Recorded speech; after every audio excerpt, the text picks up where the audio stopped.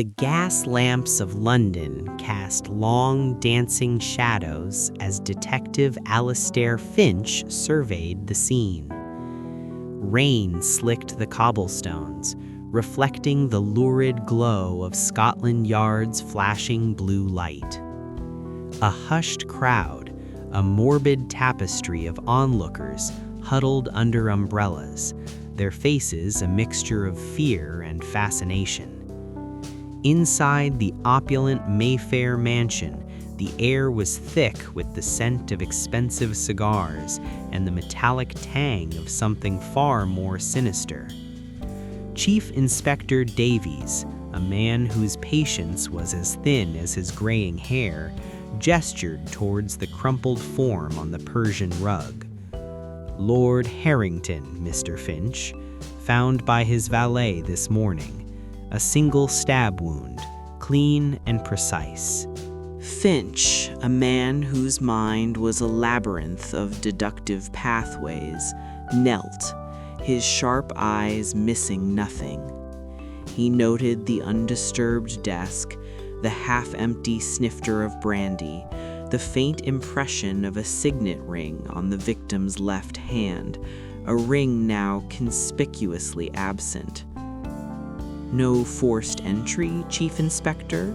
Finch's voice was a low murmur, barely audible above the drumming rain. "None. The doors were bolted from the inside. A locked room mystery, it seems." Davies sighed, running a hand through his thinning hair. "You enjoy these, don't you, Finch?" Finch merely offered a faint, enigmatic smile. He rose and began his meticulous examination of the room. He ran a gloved finger along the bookshelf, noting a newly acquired first edition of a rare botanical text. He peered into the cold fireplace, finding nothing but ashes. His gaze lingered on a small porcelain figurine of a black cat, perched precariously on the mantelpiece, its eyes gleaming with an unnatural intensity. The valet, did he hear anything?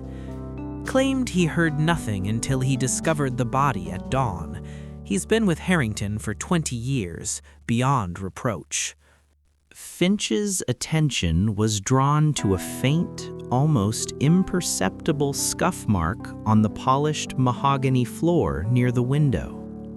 He knelt again, pulling a magnifying glass from his waistcoat pocket. Embedded in the scuff was a tiny, almost invisible speck of what appeared to be dried mud. "Curious," Finch mused, straightening up. "Chief Inspector, I believe our killer did not enter through the front door, nor did they leave that way, and I doubt they were a guest. They were, in fact, quite unexpected." Davies grunted, clearly intrigued despite himself. "And the missing ring?" "A detail, Chief Inspector, that will lead us to our perpetrator." Finch's eyes twinkled with a nascent understanding.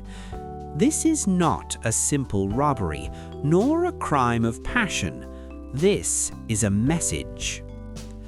Over the next few days, Finch delved into Lord Harrington's life, a tapestry woven with threads of philanthropy, secret societies, and whispers of a scandalous past. Harrington had been a collector of rare artifacts, a patron of the arts, and a man with a formidable list of rivals and admirers. Finch interviewed the grieving widow, Lady Eleanor, a woman whose stoic demeanor barely masked a deep-seated fear. He spoke with Harrington's estranged brother, a notorious gambler with significant debts. Yet it was the mundane details that truly fascinated Finch. The specific brand of brandy Harrington preferred, the type of tobacco in his pipe, the obscure references in his botanical texts.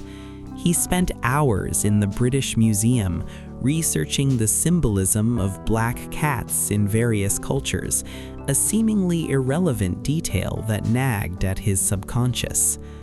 One evening, as the fog rolled in from the Thames, blanketing London in a ghostly shroud, Finch sat in his study, surrounded by a chaotic symphony of notes, maps, and newspaper clippings. He lit his pipe, the cherry tobacco filling the air with a comforting aroma. His gaze fell upon a photograph of Lord Harrington, taken years ago, proudly displaying a large ornate signet ring on his finger, the same ring that was now missing. Suddenly, a connection, a spark of pure deduction ignited in Finch's mind. The mud, the botanical text, the black cat, the locked room, and the missing ring, they all converged into a single chilling narrative. "The killer didn't leave through the window, Chief Inspector," Finch declared the next morning to a bewildered Davies. "They entered through it, and they did so with the full cooperation of Lord Harrington. But the locked room? A carefully constructed illusion, Chief Inspector. The window latch, Chief Inspector, was subtly tampered with from the inside, giving the appearance of being secure. And the mud, it wasn't from the street, it was from a very specific garden." Finch then revealed his theory, a tale of betrayal and meticulously planned murder. Lord Harrington, it turned out, had been involved in a blackmail scheme, targeting a powerful figure in society. The blackmailer, a woman of formidable intellect and cunning, had been using a rare poisonous plant mentioned in the botanical text to slowly debilitate her victims, making them more susceptible to her influence. The missing ring was not stolen for its value, but for its symbolic significance. It was a mark, a chilling calling card left by the blackmailer. The black cat figurine was a subtle threat, a warning of her dark intentions. "And the killer," Finch concluded, his eyes gleaming, "is someone Lord Harrington knew intimately, someone he allowed into his study that night, someone who shared his interest in rare flora, someone who had access to his home without suspicion. The valet." Davies stared, aghast. "But he's been with Harrington for 20 years. "Indeed, long enough to know his habits, his vulnerabilities, and to cultivate a facade of loyalty. The valet, Chief Inspector, was not just a servant, he was an accomplice, a willing participant in the blackmail until Lord Harrington decided to cut him out.